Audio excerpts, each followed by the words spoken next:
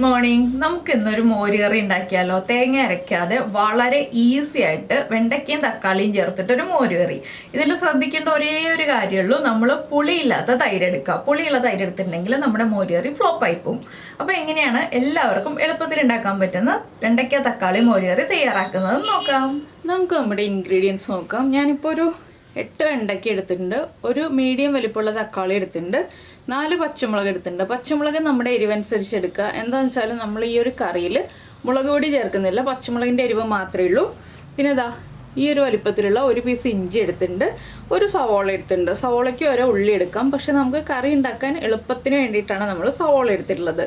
സവോളയാണെങ്കിലും തക്കാളിയേക്കാൾ കുറച്ചുകൂടി ചെറിയ സവോളയാണ് എടുത്തിട്ടുള്ളത്. ഒരുപാട് സവോളയൊന്നും വേണ്ട. നമുക്ക് ആദ്യം നമ്മുടെ വെണ്ടയ്ക്കയും തക്കാളിയും ഇഞ്ചിയും പച്ചമുളകും സവോളയൊക്കെ ഒന്ന് കട്ട് ചെയ്ത് വെക്കാം. വെണ്ടയ്ക്ക കട്ട് ചെയ്യുമ്പോൾ ഞാൻ ഈ ഒരു വലിപ്പത്തിലാണ് കേട്ടോ കട്ട് ചെയ്യുന്നത്. ഒരുപാട് വലിയ പീസുകളായിട്ടല്ല, ഇത്രയുള്ള പീസുകളായിട്ടാണ് കട്ട് ചെയ്യുന്നത്. എന്താണെന്ന് വെച്ചാൽ നമ്മുടെ തക്കാളിയുടെയും വെണ്ടയ്ക്കയുടെ വലിപ്പം ഒരേ വലിപ്പമായിരിക്കണം. അതുകൊണ്ട് ഞാൻ ഈ ഒരു വലിപ്പത്തിലാണ് കട്ട് ചെയ്യുന്നത്. അപ്പോൾ ആദ്യം വെണ്ടയ്ക്ക കട്ട് ചെയ്ത് തീർക്കട്ടെ. ഇതേ വലിപ്പത്തിൽ തന്നെയാണ് നമ്മൾ സവോളയും തക്കാളിയും കട്ട് ചെയ്യാൻ പോകുന്നത്. അപ്പോൾ എല്ലാം കട്ട് ചെയ്തെടുക്കട്ടെ. ഇപ്പോൾ നമ്മുടെ സവോള ചെറിയ ക്യൂബ്സ് ആയിട്ട് കട്ട് ചെയ്തെടുത്തിട്ടുണ്ട്. അതേ വലിപ്പത്തിൽ തന്നെ തക്കാളി ക്യൂബ്സ് ആയിട്ട് കട്ട് ചെയ്തെടുത്തിട്ടുണ്ട്. ഇഞ്ചി നീളത്തിൽ കട്ട് ചെയ്തെടുത്തിട്ടുണ്ട്. പിന്നെ വെണ്ടയ്ക്ക ഞാൻ പറഞ്ഞില്ലേ, ആ കാണിച്ചു തന്ന വലിപ്പത്തിൽ കട്ട് ചെയ്തെടുത്തിട്ടുണ്ട്. പച്ചമുളകൊന്ന് സ്പ്ലിറ്റ് ചെയ്തെടുത്തിട്ടുണ്ട്. ഇനി നമുക്കിതൊന്ന് വഴറ്റിയെടുക്കണം. ഇപ്പോൾ നമ്മുടെ പാൻ ചൂടായിട്ട് പാനിലേക്ക് ഞാൻ വെളിച്ചെണ്ണ ഒഴിച്ചിട്ടുണ്ട്. വെളിച്ചെണ്ണയിലേക്ക് നമ്മൾ കട്ട് ചെയ്ത് വെച്ചിരിക്കുന്ന വെണ്ടയ്ക്ക ഇട്ട് കൊടുക്കുക. വെണ്ടയ്ക്കയും പച്ചമുളകും ചേർത്താണ് ഇട്ട് കൊടുക്കുന്നത്. വെണ്ടയ്ക്ക ഒന്ന് ലൈറ്റായിട്ട് വഴറ്റിയെടുക്കുക. ഒരുപാട് വഴറ്റേണ്ട ആവശ്യമില്ല. വെണ്ടയ്ക്കയുടെ ആ ഒരു കളറൊന്ന് ചെറുതായിട്ട് ചേഞ്ചായി വരണം. ഇതിലേക്ക് നമ്മളിപ്പോൾ ഉപ്പൊന്നും ചേർക്കേണ്ട, ചെറുതായിട്ടൊന്ന് വഴറ്റിയെടുത്താൽ മതി. ഇപ്പോൾ വെണ്ടയ്ക്ക വഴറ്റുന്ന അതേ സമയത്ത് തന്നെ നമുക്ക് ഇപ്പുറത്ത് വേറെ ചട്ടി വെച്ചിട്ട് ഈ ഒരു ചട്ടിയിൽ ഞാൻ വെളിച്ചെണ്ണ ഒഴിച്ചിട്ടുണ്ട്. വെളിച്ചെണ്ണ ചൂടായി വരുമ്പോൾ നമുക്കിതിലേക്ക് 1 ടീസ്പൂൺ കടുക് ചേർത്ത് കൊടുക്കാം. ഇത് രണ്ടും ഒരേ സമയത്ത് ചെയ്യാൻ പറ്റിയ കാര്യങ്ങളാണ്. ആ കടുക് ഒന്ന് പൊട്ടി തുടങ്ങട്ടെ. കടുക് പൊട്ടി വരുമ്പോൾ നമുക്ക് ഒരു 8-9 ഉലുവയും കൂടി ചേർക്കാം. ഉലുവയുടെ കൂടെ തന്നെ നമ്മൾ കട്ട് ചെയ്ത് വെച്ചിരിക്കുന്ന ഇഞ്ചി സവോള ഇത്രയും ചേർത്ത് കൊടുക്കുക. ഇനി ഇതൊന്ന് വഴറ്റിയെടുക്കുക. ഇഞ്ചിയും സവോളയും അത്യാവശ്യം ഒന്ന് വഴന്ന് കിട്ടണം.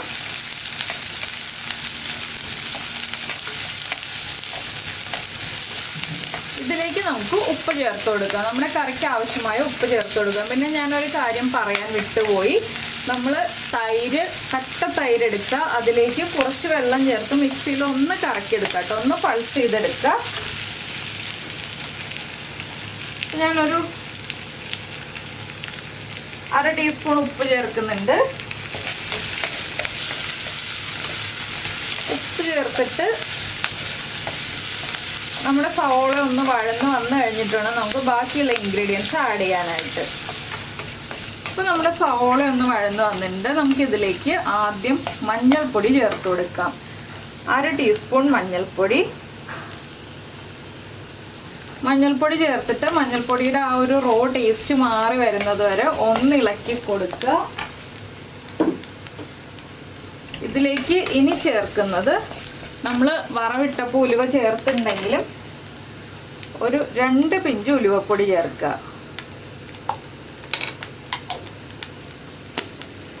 ഉലുവപ്പൊടിയും കൂടി ചേർത്ത് നന്നായിട്ടൊന്ന് ഇളക്കിയതിന് ശേഷം ഇനി നമുക്ക് നമ്മൾ കട്ട് ചെയ്ത് വെച്ചിരിക്കുന്ന തക്കാളി ചേർക്കാം. തക്കാളിയും ചേർത്ത് നന്നായിട്ടൊന്ന് ഇളക്കി. തക്കാളി ഒന്ന് ചെറുതായിട്ട് കുക്കായി വരണം, ഒരുപാട് സമയം കുക്കായി വരണ്ട. ഇനി ഇതിലേക്ക് നമ്മൾ ചേർക്കുന്നത് നമ്മൾ വഴറ്റി വെച്ചിരിക്കുന്ന വെണ്ടയ്ക്കയും പച്ചമുളകും.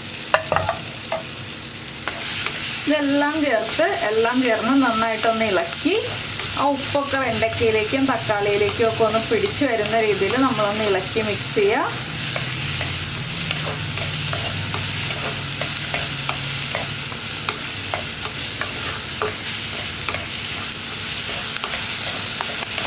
ഇനി നമുക്കിതിൻ്റെ ഫ്ലെയിം ഓഫ് ചെയ്യാം. ഇനി ഒന്ന് ഇളക്കി ഒന്ന് ചൂട് കുറയ്ക്കുക. എന്താണെന്ന് വെച്ചാൽ മൺചട്ടിയാണ്, നിങ്ങൾ മൺചട്ടിയിലല്ല നോൺ സ്റ്റിക്ക് പാനിലാണ് കുക്ക് ചെയ്യുന്നതെന്നുണ്ടെങ്കിൽ ഇളക്കി ചൂട് കുറയ്ക്കേണ്ട ആവശ്യമില്ല. നമുക്ക് തൈര് ഇതിലേക്ക് ചേർത്ത് കൊടുക്കാവുന്നതേ ഉള്ളൂ. മൺചട്ടിയിലായതുകൊണ്ട് തൈര് തിളയ്ക്കും. 1 മിനിറ്റ് ഒന്ന് ഇളക്കി ചട്ടിയുടെ ചൂടൊന്ന് കുറച്ചതിന് ശേഷം മാത്രം നമ്മുടെ തൈര് ചേർക്കാൻ പാടുള്ളൂ. വളരെ സിമ്പിളല്ലേ? ഇതുപോലെ ഏറ്റവും സിമ്പിളായിട്ടുള്ള കറികളൊക്കെ ബാച്ചിലേഴ്സിന് വളരെ ഈസി ആയിട്ട് ഉണ്ടാക്കാവുന്നുള്ളൂ. തേങ്ങ അരയ്ക്കണ്ട, തേങ്ങാപ്പാൽ ചേർക്കണ്ട, ചോറിന് നല്ലൊരു ഒഴിച്ചുകറിയാണ്. അപ്പോൾ നിങ്ങളിങ്ങനെ കറി ഉണ്ടാക്കി നോക്കിയിട്ടില്ലെങ്കിൽ ഉറപ്പായിട്ടും ട്രൈ ചെയ്യൂ. അപ്പോൾ ഞാനിനി ഇതിലേക്ക് നമ്മുടെ തൈര് മിക്സിയിൽ പൾസ് ചെയ്ത് വെച്ചത് ചേർക്കാൻ പോവാണ്. നിങ്ങൾക്ക് എത്ര ലൂസ് വേണോ അതനുസരിച്ച് തൈര് ചേർത്ത് കൊടുക്കുക കേട്ടോ. ഞാൻ ഒരുപാട് ലൂസായിട്ടുള്ള കറിയല്ല, ഒരുപാട് തിക്കായിട്ടുള്ള കറിയല്ല, ഒരു മീഡിയം തിക്നെസ്സിലുള്ള കറിയാണ് ഉണ്ടാക്കിയിട്ടുള്ളത്. അപ്പോൾ അതുകൊണ്ട് ഈ ഒരു ഇത്രയും തൈര് ചേർക്കുന്നുള്ളൂ. കുറച്ച് കഷ്ണങ്ങളും കുറച്ച് തൈരും. കണ്ടോ, നമ്മുടെ വെണ്ടയ്ക്ക തക്കാളി മോര് കറി റെഡി ആയി കഴിഞ്ഞു. ഇത് ഇരുന്ന് കഴിയുമ്പോൾ ഒന്നുകൂടി കളറായി വരും കേട്ടോ. ഒരു മണിക്കൂർ കഴിഞ്ഞിട്ട് ഉപയോഗിക്കുക. ഉണ്ടാക്കി കഴിഞ്ഞിട്ട് ഉടനെ തന്നെ ഉപയോഗിക്കരുത്. ഉണ്ടാക്കി കഴിഞ്ഞിട്ട് 1 മണിക്കൂറെങ്കിലും കഴിഞ്ഞിട്ട് നമ്മൾ ഇതുപോലെയുള്ള കറികൾ ഉപയോഗിക്കാൻ പാടുള്ളൂ. പിന്നെ തൈരിന് പുളി കൂടുതലാണെങ്കിൽ ഒരു 1/4 ടീസ്പൂൺ പഞ്ചസാര ചേർക്കുക. തൈര് ഒരുപാട് പുളിയുള്ള തൈര് ഉപയോഗിക്കാതിരിക്കുകയാണ് നല്ലത്. ഒരു മീഡിയം പുളിയുള്ള തൈര് ഉപയോഗിക്കുക. അപ്പോൾ വലിയ കുഴപ്പമുണ്ടാവില്ല. എന്താണെന്ന് വെച്ചാൽ നമ്മുടെ തക്കാളിക്ക് പുളിയുള്ളതാണല്ലോ, അതുകൊണ്ടാണ് ഞാൻ മീഡിയം പുളിയുള്ള തൈര് ഉപയോഗിക്കുക എന്ന് പറഞ്ഞത്. പിന്നെ നല്ല ചൂടുള്ള ചട്ടിയിലേക്കാണ് നമ്മൾ തൈര് ചേർക്കുന്നതെങ്കിൽ തൈര് പിരിഞ്ഞു പോകും.